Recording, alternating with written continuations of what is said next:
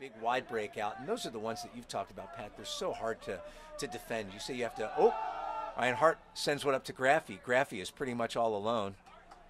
Settles into his hands, and a 1-0 lead for the Radicals. Super into space, and it's pulled down by Repperman. Had a lot of room to operate.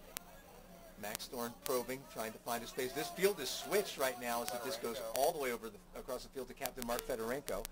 Looks what he has, and he decides to send one into space. And Patrick Earls has company. This is the kind. He's one of those names that that they look for.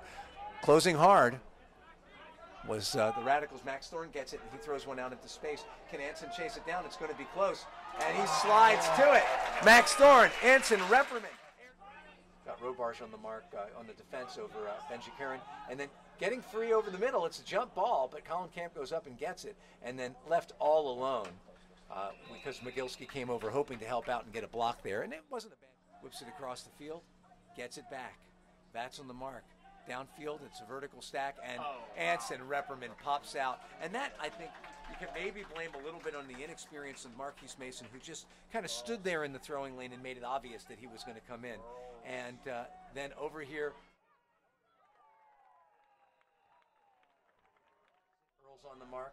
Beardsley guarding the dump, goes into the middle. Graffy pulls it in, looking to continue it across the field. He does. And it's whipped out into the end zone to KPS, who's going to have no trouble pulling this one down. And Aaron Watson on the mark. Catch being played by the handlers. Drews throws a break. Looks like it might be beyond his receiver, but of course it's not. Peter Graffy catches it and laces a neat little. And breaking the cut back in is Fedorenko. Thunderbirds being a little more careful with it right now.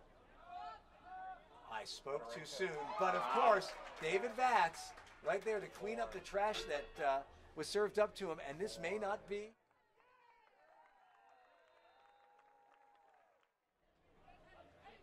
And the disc finds Pat Schreiweiss, always steady with it, sends it in the middle of Benji Karen, and Dave Wiseman is open downfield. Doesn't look like anybody's going to catch up to him. He catches it on the one, and he's got cutting across the field. He's got several options. I don't know. Max breaks it back to the break side. He finds Earls in the middle. He's marked by KPS, and a double team ensues. And now going downfield deep is Anson Repperman. He gets some separation between him.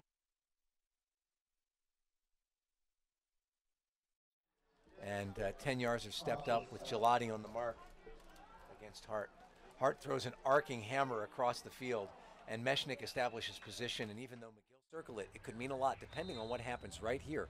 Earls with the disc in his hands being marked by KPS. Earls is not shy, sees his very good friend and longtime teammate Max Thorne in the back of the end zone. Far side of the field. Looks like it's in the hands of Broker now, Camp. Camp joined by Gelati on the sideline. And it's sent up. Schreiweiss looking to get back at the Thunderbirds, and he does. Jesse Evans joins him. Sent out to Nelson. These handlers are working hard. Robarge, you can see, tired a little bit. Disc is put up deep, trailing away from Camp. Now it floats back in. We've got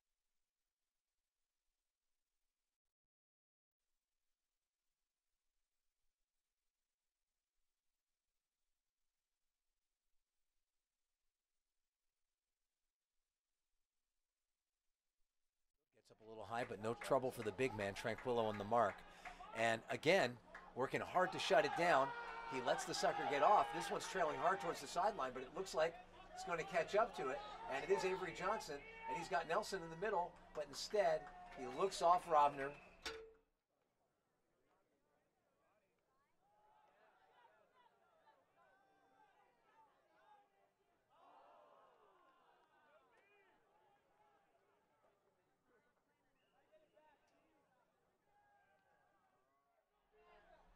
3:46 remaining. Drew's in control. He jacks one deep. This one coming down, Mechanic all alone. Just a matter of can he catch up with it. And now, hard to see who's all the way over there, but tight defense, and this one may turn out to work out. It does, Max.